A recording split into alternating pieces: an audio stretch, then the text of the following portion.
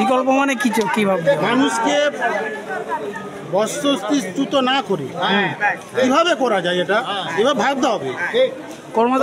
কর্মদক্ষ তো আপনাদের যে কর্মদক্ষ আছেন উনি তো বললেন যে হ্যাঁ বাসস্থানহীন করা যাবে না, সেইভাবেই তো করা হবে। এইভাবেই চিন্তা ভাবনা করুন, জনগণকে নিয়ে বসুন, নিশ্চয়ই সমর্থন দেবে। হ্যাঁ নিশ্চয়ই, অবশ্যই। ঘর ভাঙলে গেলে কি করে হবে?